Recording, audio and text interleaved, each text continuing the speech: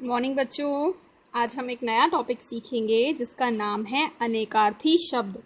अनेकार्थी शब्द को इंग्लिश में हम बोलते हैं पॉलीनिम्स, POLY पॉली और NYMS निम्स, पॉलीनिम्स। पॉलीनिम्स का मतलब होता है अनेकार्थी शब्द।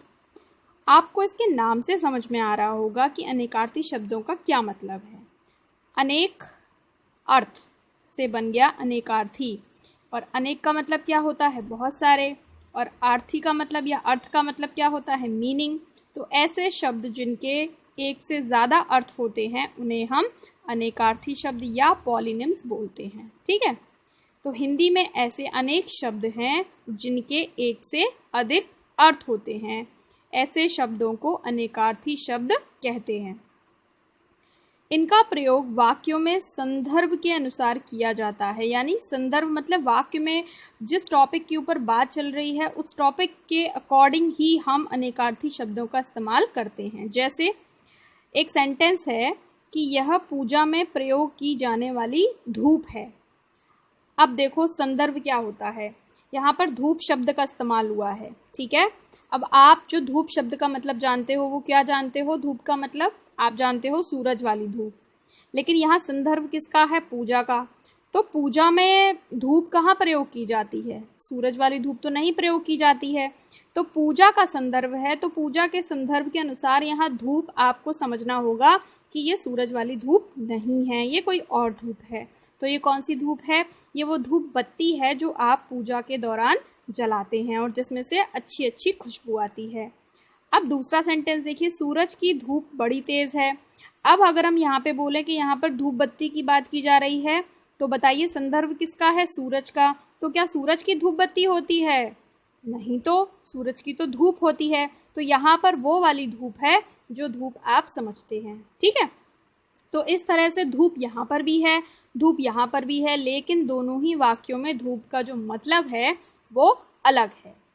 तो अब आपको समझ गया होगा, समझ में आ गया होगा कि हम अनेकार्थी शब्द पढ़ने जा रहे हैं वो शब्द किस प्रकार के होते हैं। तो अनेकार्थी शब्द की परिभाषा एक बार देख लेते हैं क्या है। एक से अधिक अर्थ रखने वाले शब्द अनेकार्थी शब्द कहलाते हैं। ऐसे शब्द जिनका एक से अधिक अर्थ होता है, जिनके एक से अधिक अर्थ होते हैं, उन्हें हम अनेकार्थी शब्द कहते हैं। जैसे है ये धूप, और इस धूप का जो इस्तेमाल है वो अलग अलग वाक्यों में अलग अलग तरीके से किया गया है। तो ऐसे ही अब जो हम लिस्ट देखने वाले हैं उसमें बहुत सारे अनेकार्थी शब्द लिखे हुए हैं जिनके किसी किसी के एक से अधिक अर्थ में, किसी के 2 अर्थ हैं, किसी के 3 अर्थ हैं और किसी किसी के 4 भी अर्थ हैं। चलिए देखते हैं अब हम उस लिस्ट को।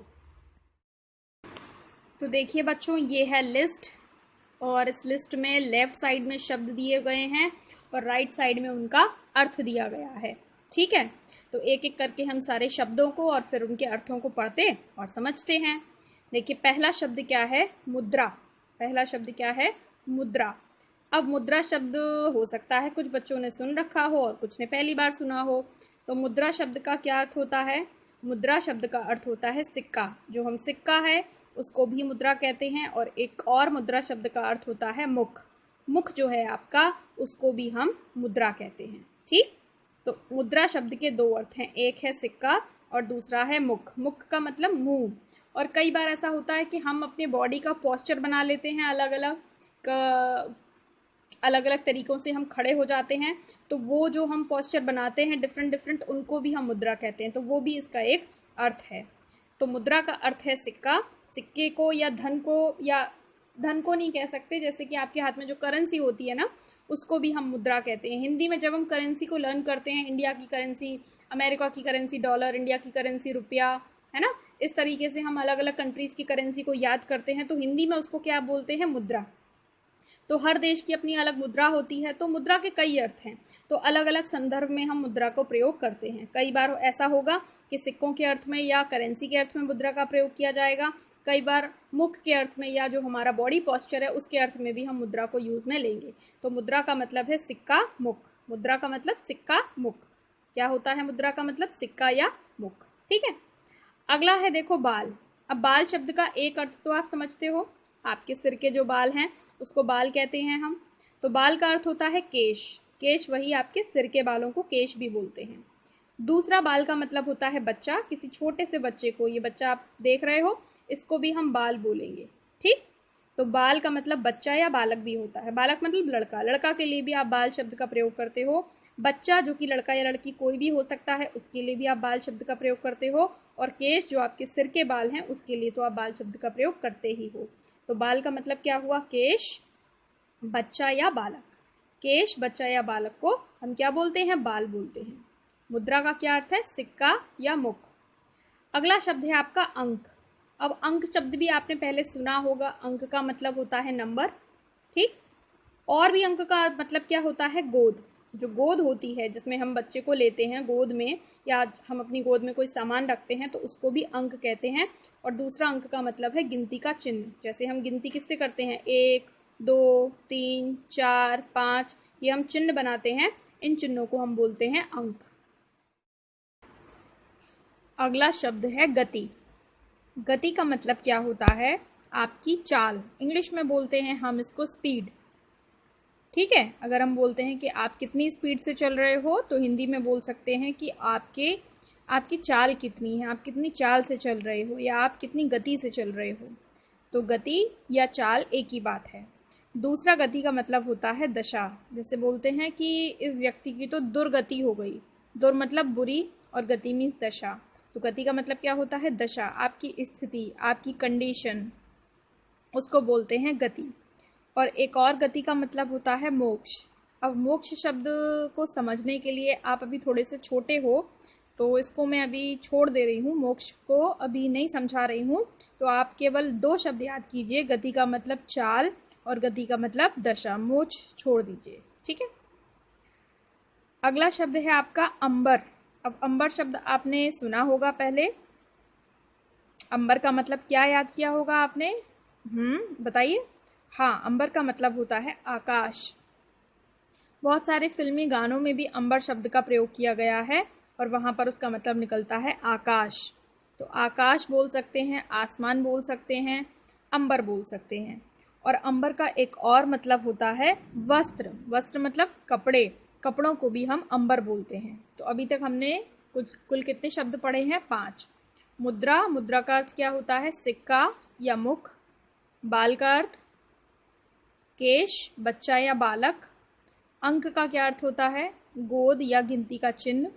गति का मतलब क्या होता है? चाल या दशा। और अंबर का मतलब क्या होता है? आकाश या वस्त्र। आगे चलते हैं अगले शब्दों पे। कर। कर का मतलब क्या होता है? कर का मतलब होता है हाथ।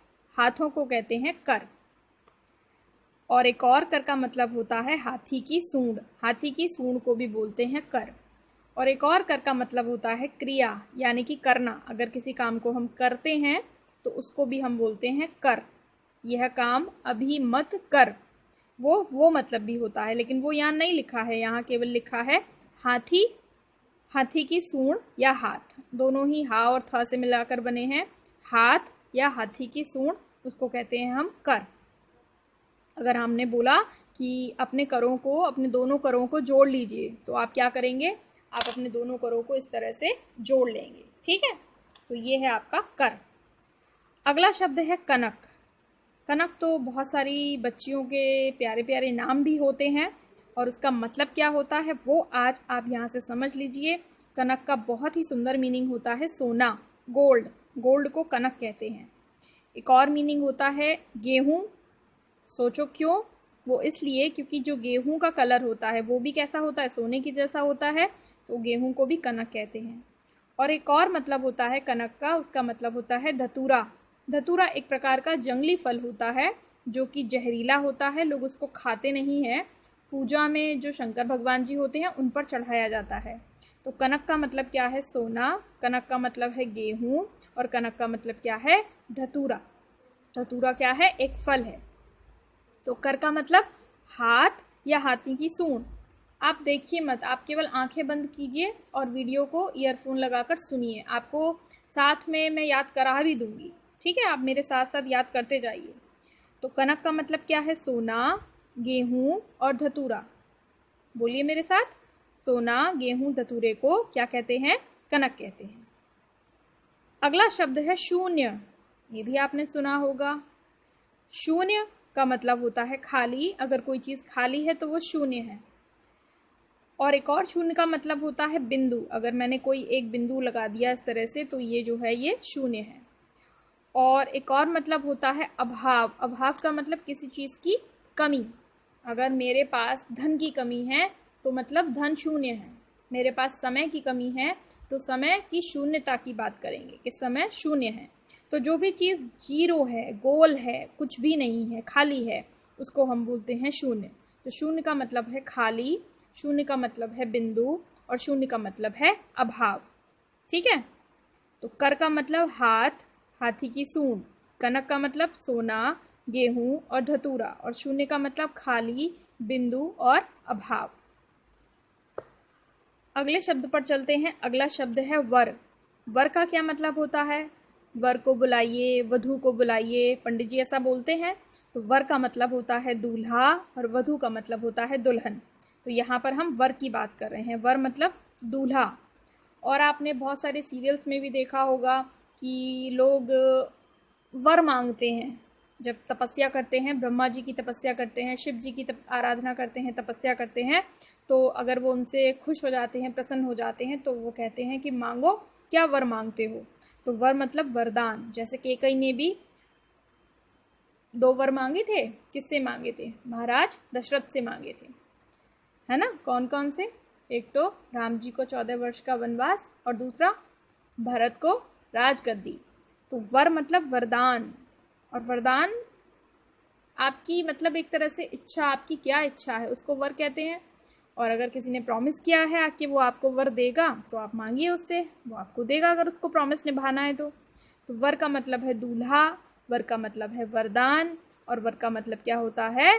श्रेष्ठ भी होता है। अगर आप किसी शब्द के साथ वर लगा दें तो इसका मतलब वो है श्रेष्ठ।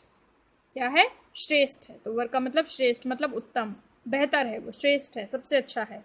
तो वर का मतलब दूल्हा, वरदान और श्रेष्ठ। अगला शब्द तो बहुत ही आसान है ना, पानी। पानी का मतलब क्या होता है? जल, और होता है इज्जत। कहते हैं तुम्हारी आंखों में जरा भी पानी नहीं है। अब आंखों में पानी होने का मतलब ये थोड़ी ना बोल रहे हैं कि आंखों में जल नहीं है। आंखों में इज्जत नहीं है, तुमको शर्म नहीं आ रही है बिल्कुल भी। तो पानी, जल और पानी, इज्जत। इज्जत या शर्म को भी पानी कहते हैं। मैं पानी पानी हो गया मतलब मैं शर्मसार हो गया। अगला शब्द है हल। हल जो किसान खेतों में चलाते हैं, तो खेत जोतने का उपकरण, उसको भी हल कहते हैं। और कहते हैं कि इस प्रश्न का कोई हल नहीं है, इस प्रश्न को हल नहीं किया जा सकता है। तो हल का मतलब उपाय भी होता है कि इसका क्या उपाय है। तो हल का मतलब उपाय भी होता है, और हल का मतलब खेत जोतने का एक उपकरण भी होता है। ठीक। तो वर का मतलब दूल्हा, श्रेष्ठ या वरदान, पानी का मतलब जल और इज्जत, और हल का मतलब उपाय या खेत जोतने का एक उपकरण। अगला शब्द है वार। वार का मतलब बोलते हैं आज कौन सा वार है, मतलब आज कौन सा दिन है। सोमवार है, मंगलवार है, तो वार का मतलब दिन। और एक और होता है वार। वार का मतलब जैसे कि दुश्मनों पर वार करो, आक्रमण करो, तो आक्रमण भी होता है। तो वार का मतलब दिन भी होता है और आक्रमण भी होता है। तो वार का मतलब दिन और आक्रमण। अगले शब्द पर आगे बढ़ते हैं। हंस। हंस का क्या मतलब होता है? हंस सूर्य को भी बोलते हैं, और हंस जो है वो एक पक्षी का भी नाम है। तो ये जो है वो सूर्य है, सूर्य को भी हंस बोलते हैं, और एक पक्षी का भी नाम है। तो पक्षी का नाम तो आपको पता ही है, सूर्य को भी हंस बोलते हैं। ये नहीं पता होगा तो ये आप आज पता कर लीजिए। तो हंस का मतलब सूर्य और एक पक्षी। कुल। कुल बोलते हैं टोटल। तो टोटल को हिंदी में बोलते हैं योग। क्या बोलते हैं? योग।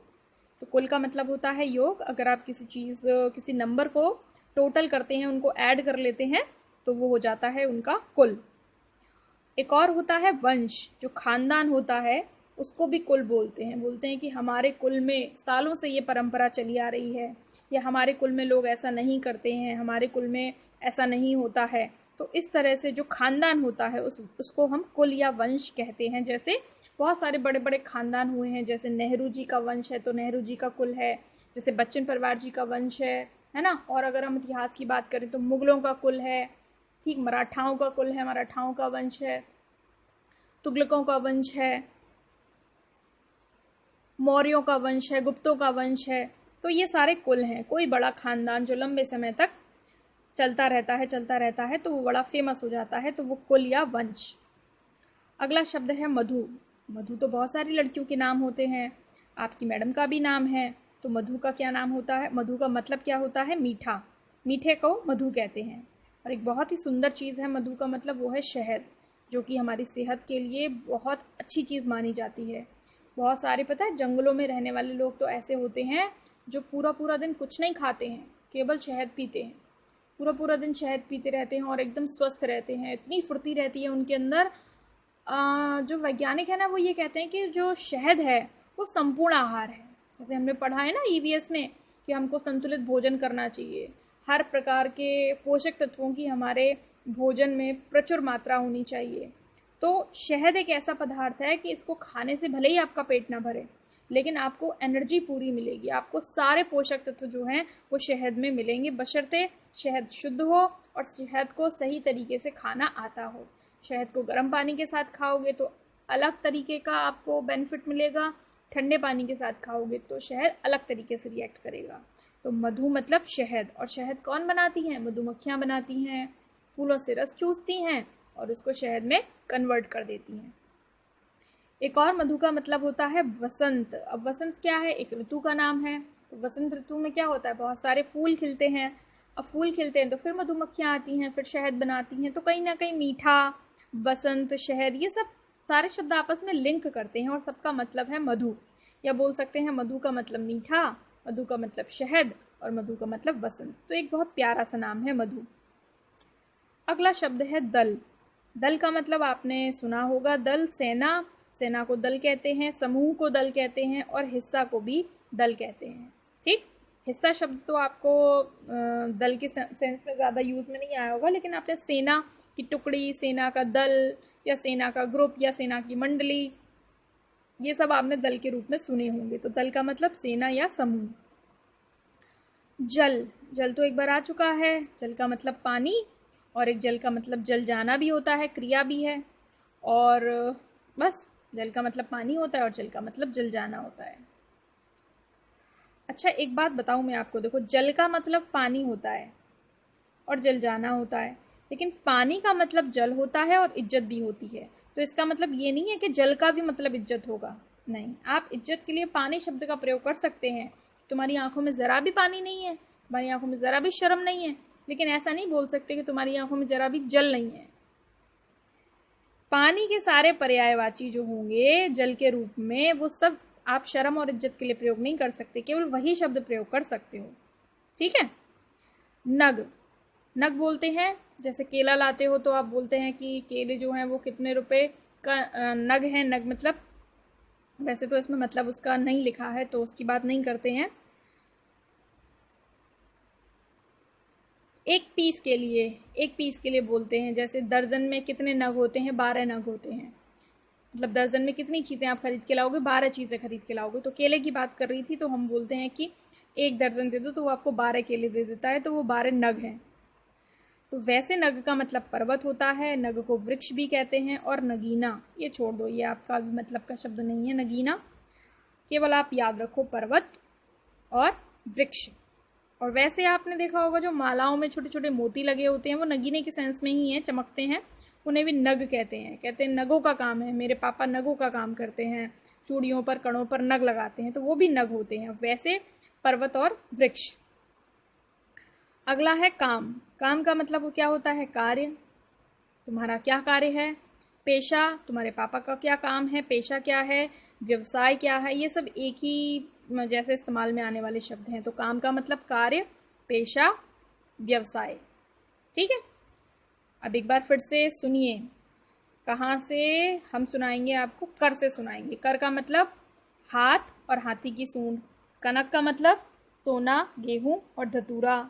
शून्य का मतलब खाली, बिंदु, अभाव। वर का मतलब दूल्हा, श्रेष्ठ, वरदान।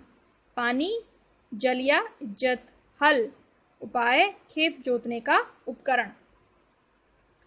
बार, दिन, आक्रमण। हंस सूर्य को भी बोलते हैं और एक पक्षी का भी नाम है।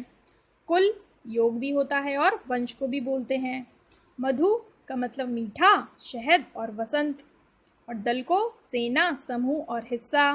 और जल को क्या बोलते हैं? पानी, और जल जाना भी जल होता है। और नग को क्या बोलते हैं? पर्वत या वृक्ष। और काम को क्या बोलते हैं? कार्य, पेशा या व्यवसाय। आगे देखिए अक्षर। अक्षर क्या होते हैं? वर्ण। वर्णों को अक्षर कहते हैं। और एक और अक्षर है, उसका मतलब है ब्रह्म। अब ब्रह्म का मतलब आप अभी नहीं समझ पाओगे, भगवान जी से रिलेट करता हुआ शब्द है ब्रह्म। वैसे ब्रह्म का मतलब यहीं पर दिया हुआ है अविनाशी। अविनाशी मतलब जिसका कोई कभी विनाश ना हो। अब जो ईश्वर हैं, जो भगवान हैं, उनका कभी विनाश हो सकता है क्या? कभी नहीं हो सकता है। तो अक्षर मतलब जो कभी, जिसका कभी क्षय ना हो, जो कभी नष्ट ना हो, उसको कहते हैं ब्रह्म। वही है अविनाशी। और वैसे उसका मतलब होता है वर्ण। क्या मतलब होता है? वर्ण। जो आप बनाते हो क ख ग घ, ये सब अक्षर होते हैं। अंग। अंग का क्या मतलब होता है? अंग का मतलब होता है भाग, या फिर शरीर के किसी भाग को भी हम अंग बोलते हैं। अगला शब्द है हार। हार का मतलब जो हार, माला जो होती है, फूलों का हार बनता है, उसको भी बोलते हैं। और हार, जब हम किसी से हार जाते हैं, हम पराजित हो जाते हैं, तो उसको भी हार बोलते हैं। तो ये देखो बहुत खूबसूरत सा हार है, और इसमें हार में क्या लगे हुए हैं? मोती लगे हुए हैं, और ये धागा है हाथ का, हार का। तो हार का मतलब माला या पराजय। अब एक और शब्द है वंश। अभी आपने वंश को क्या पढ़ा था? कुल। और वैसे वंश का मतलब, वंश अलग शब्द है, उसका क्या मतलब है? गन्ना। गन्ने को वंश कहते हैं। बांस, बांस या गन्ना वैसे तो एक ही बात है, पर बांस गन्ना नहीं हो सकता, लेकिन गन्ने की तरह बांस होता है या बांस की तरह गन्ना होता है, ये बोल सकते हैं। तो वंश का मतलब गन्ना भी होता है, बांस भी होता है। और समूह को या कुल को, एक ही बात है, वो कुल या समूह, उसको सबको हम क्या कहते हैं? वंश कहते हैं। तो वंश का मतलब गन्ना, बांस या कुल या समूह, कुछ भी बोल सकते हैं आप। अगला शब्द देखिए पूर्व। पूर्व का मतलब क्या होता है? पहले। पूर्व का मतलब क्या होता है? पहले। कहते हैं कि इससे पूर्व, भोजन करने से पूर्व, रात से पूर्व मतलब पहले। और उत्तर, पश्चिम, पूर्व, दक्षिण, ये सारी क्या होती हैं? दिशाएं होती हैं। तो पूर्व एक दिशा भी है। तो पूर्व का मतलब पहले भी होता है और पूर्व एक दिशा भी होती है। अगला शब्द है पद। पद का मतलब पैर भी होता है, और पद को कविता भी कहते हैं। कबीरदास जी के पद, सूरदास जी के पद। पद मतलब कविता। उत्तर, अब उत्तर एक दिशा भी है, और इस प्रश्न का उत्तर तो एक जवाब भी है। तो उत्तर का मतलब जवाब भी होता है और एक दिशा भी होती है। तीर। तीर आप देख सकते हो, ये तीर है, तो तीर का मतलब बाण भी होता है। और तीर, नदी के तट को तीर बोलते हैं। तो तीर का मतलब बाण, ये बाण है, और नदी के तट को तीर बोलते हैं। अगला शब्द है कल। कल, मशीन को कल बोलते हैं। मशीन जो होती है उसको कल बोलते हैं। और दो कल और होते हैं, एक बीता हुआ कल और एक आने वाला कल। बीता हुआ कल यस्टरडे, और आने वाला कल टुमारो। तो ये है कल। तो पूर्व मतलब पहले और एक दिशा। पद मतलब पैर या कविता। उत्तर, जवाब, एक दिशा। तीर, बाण या नदी के तट को भी तीर बोलते हैं। और कल, मशीन, आने वाला कल और बीता हुआ कल। तो ये थे आपके अनेकार्थी शब्द। इन सभी अनेकार्थी शब्दों को, जितने भी हैं, या आज हमने जितने भी सारे पढ़े हैं, याद किए हैं, आप अपनी नोटबुक पर ज़रूर लिखिए। और हर एक शब्द से एक वाक्य प्रयोग करके देखिए कि क्या आप इनको वाक्यों में प्रयोग करके देख पा रहे हैं। तो जब आप इन्हें लिखें, तो लिखने के साथ साथ इनके ऊपर वाक्य बोलें। मैं ये नहीं कह रही हूँ कि आप लिखें, लेकिन बोल कर देखें। ठीक है? सारे बच्चे जो हैं वो इन पर वाक्य बोल कर देखें। और हर एक बच्चे को कम से कम मैं आपको काम देती हूँ, कमेंट सेक्शन में 2 वाक्य प्रयोग तो करके लिख के मुझे देने हैं। आप कमेंट सेक्शन का वर्क बिल्कुल भी नहीं करते हैं। ये आपका एक टाइप का एक स्पेशल होमवर्क होता है। जो भी बच्चे लगातार स्पेशल होमवर्क कर रहे हैं, उनको मैं लगातार वॉच कर रही हूँ। और जब आप स्कूल में आएंगे तब आपको इसका रिवार्ड सब मिलेगा। और जो नहीं करेंगे उनको पनिशमेंट भी मिलेगा। तो बिल्कुल सीरियसली लीजिए अपने होमवर्क को। जितनी भी वीडियोस में जो भी हम एक्स्ट्रा होमवर्क आपको देते हैं आप लोगों ने करते ही नहीं हो, ये बहुत गलत बात है। तो आपको क्या करने हैं, 2 वाक्य प्रयोग ज़रूर करके देने हैं। जैसे ये शब्द है पूर्व, तो एक पहले पर बनाइए वाक्य प्रयोग और एक दिशा पर बनाइए। मतलब इस्तेमाल तो पूर्व ही करेंगे, लेकिन संदर्भ किसका होगा उसमें, पहले का, और दूसरे वाक्य में संदर्भ किसका होगा, एक दिशा का, जैसे कि हमने एग्जाम्पल में देखा था, बिल्कुल उसी तरह से। ठीक है, तो ये आपका एक एक्स्ट्रा होमवर्क है जो आपको कमेंट सेक्शन में जाके करना है। ठीक है, तो नेक्स्ट वीडियो में हम इसकी एक्सरसाइज के साथ फिर मिलेंगे। Till then take care of yourself, bye bye.